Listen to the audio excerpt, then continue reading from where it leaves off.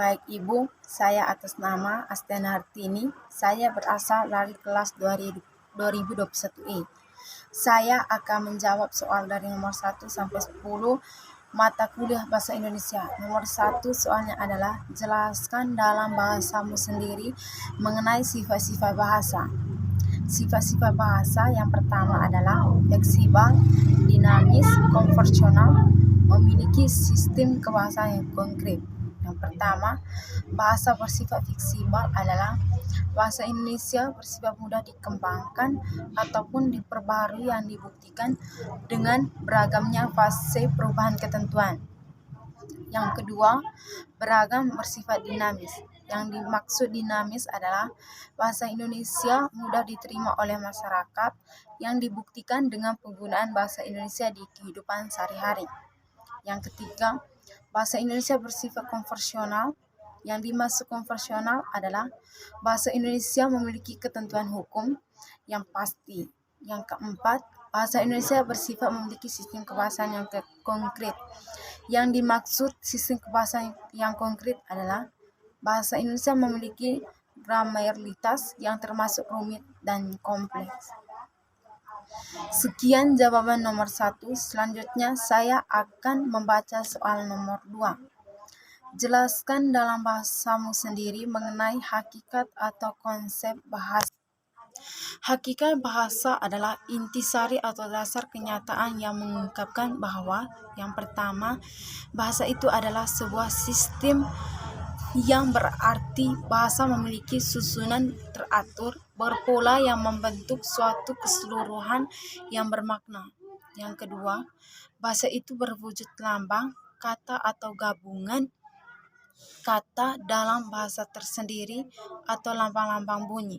Yang ketiga, bahasa itu berupa bunyi namun spesifik terhadap bunyi-bunyi bermakna yang dihasilkan oleh atau ucap manusia. Yang keempat, bahasa itu bersifat arbiter yang dipilih secara acak tanpa alasan tetapi berdasarkan. Sekian jawaban nomor 2. Saya akan membaca soal nomor 3. Jelaskan dalam bahasamu sendiri mengenai sejarah bahasa Indonesia. Sejarah bahasa Indonesia.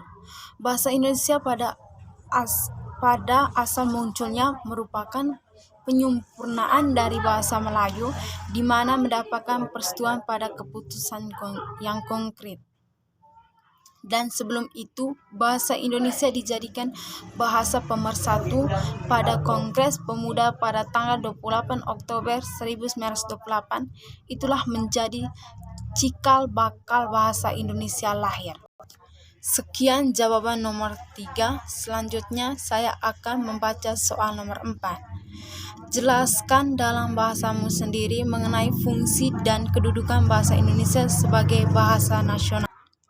Dalam kedudukan sebagai bahasa nasional, fungsi bahasa Indonesia adalah sebagai lambang kebanggaan kebangsaan, identitas nasional, alat perubahan antar warga, antar daerah, dan antar budaya, serta alat pemersatu suku, bangsa, dan bahasa di Nusantara. Adapun bahasa nasional adalah sebagai sedemikian rupa sehingga kesalahpahaman sebagai akibat perbedaan latar belakang sosial budaya dan bahasa tidak perlu dikhawatirkan.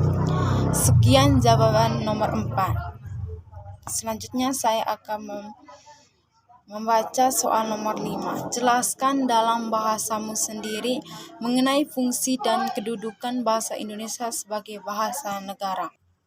Di dalam kedudukan sebagai bahasa negara, bahasa Indonesia berfungsi sebagai bahasa resmi kenegaraan, bahasa pengantar di lembaga-lembaga pendidikan, alat perhubungan pada tingkat nasional untuk kepentingan perencanaan dan pelaksanaan pembangunan serta pemerintah dan alat pengembangan kebudayaan.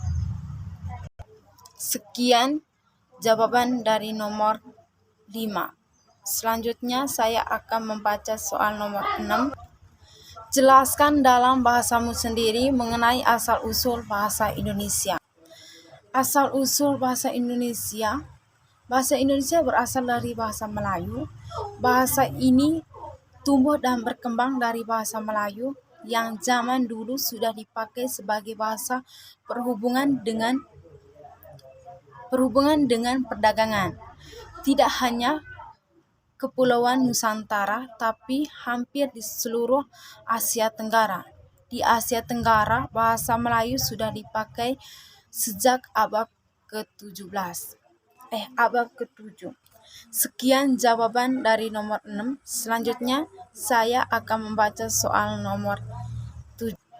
Sebutkan 15 contoh bahasa tidak baku dan bentuknya bakunya seperti apa. Yang pertama, kata tidak baku abjad. Kata bakunya adalah abjad. Kata tidak baku advokat. Kata bakunya adalah advokat. Kata tidak baku Alkitab. Kata bakunya aktif. Kata tidak baku aktivitas. Kata bakunya adalah aktivitas. Kata tidak baku ambulan. Kata bakunya adalah ambulans.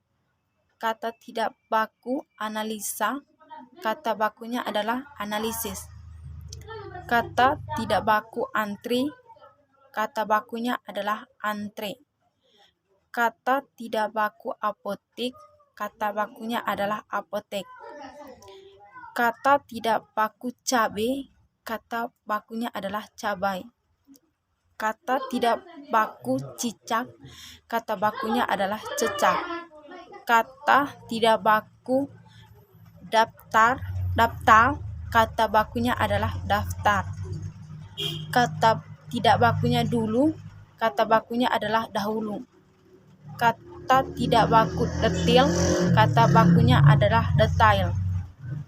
Kata tidak baku dolar. Kata bakunya adalah dolar. Kata tidak baku drum. Kata bakunya adalah drum. Sekian jawaban nomor 7. Selanjutnya saya akan membaca soal nomor 8.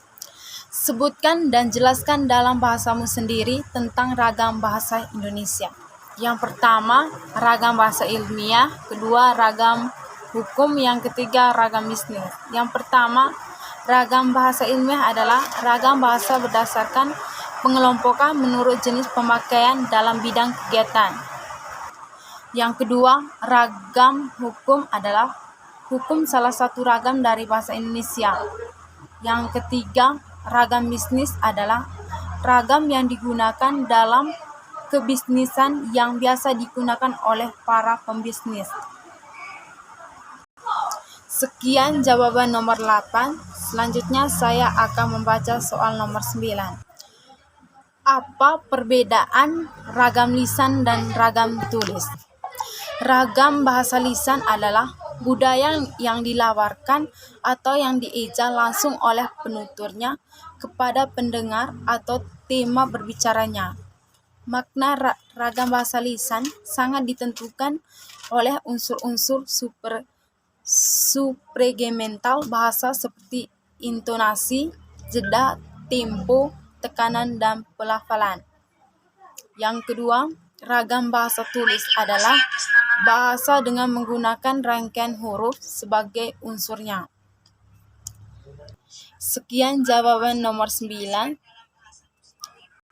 Selanjutnya saya akan membaca soal nomor 10.